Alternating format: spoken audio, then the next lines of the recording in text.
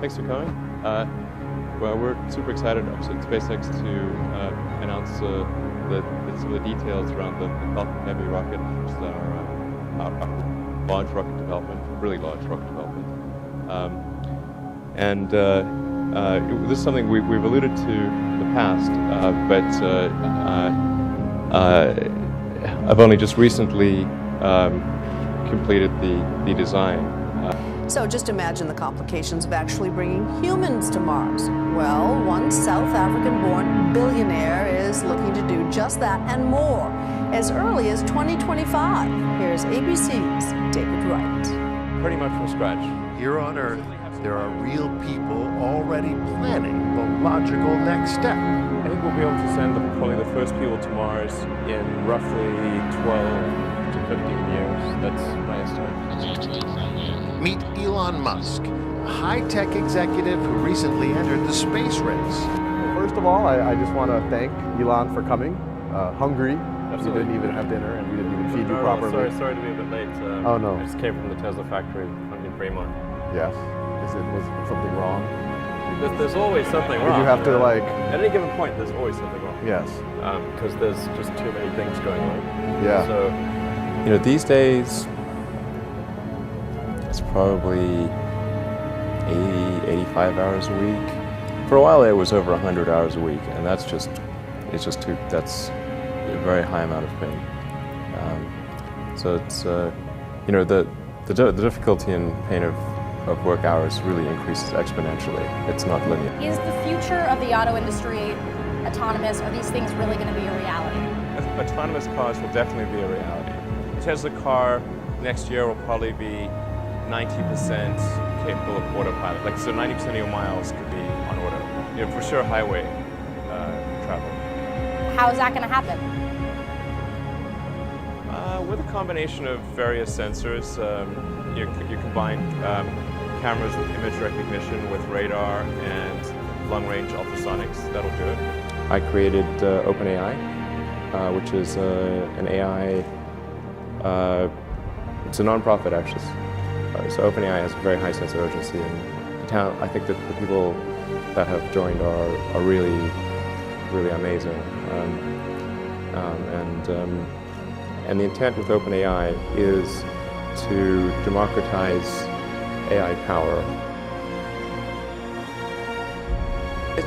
It is actually, I find it quite tough when there are very high expectations. I try to actually tamp down those expectations as to be possible. In fact, I've gone on record several times as saying that the stock price is higher than we have any right to deserve.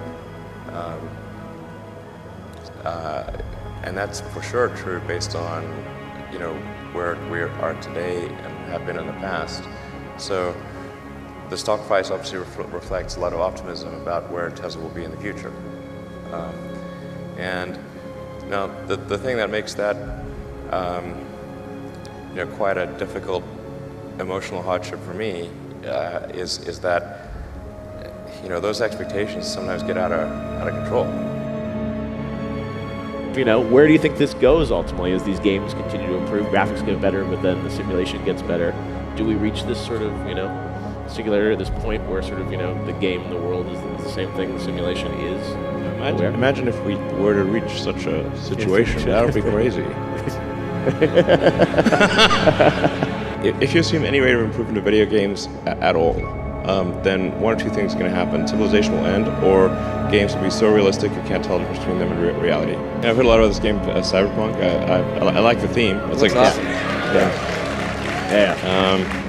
And we're actually weirdly was what we decided to have our pickup truck as kind of like a Cyberpunk themed pickup truck that we'll be unveiling hopefully end of the summer. So it definitely doesn't look like a normal car. It looks like it should not be on the roads. And it came out of a movie or something. But so we'll put it around. Yeah, I guess I want my truck to be bulletproof. Yeah, sure. exactly. You never know. But how does the better humanity for the future fit into your Twitter 2.0 vision? So obviously, with the goal with Tesla is to advance sustainable energy. With SpaceX, we've got Starlink, which is providing internet to the least served in the world. and also hopefully getting humanity to Mars and back to the moon, so we have an exciting future. I mean, it's important to bear in mind, like sometimes people say, like, why waste any money on space? Like, don't we have enough problems on Earth? But you know, the thing is that, like, everyone needs a reason to be inspired. People need a reason to wake up in the morning. It can't just be about solving problems. It have to be things that really are hard. I think I just killed the mic. Okay. So far, the only company to really make money off AI is NVIDIA with the chips. Do you have a sense yet of where you think the big applications will be from AI? Is it going to be enabling self-driving? Is it going to be enabling robots? Is it transforming industries? I mean, it's still, I think, early in terms of where the big business impact is going to be. Do you have a sense yet?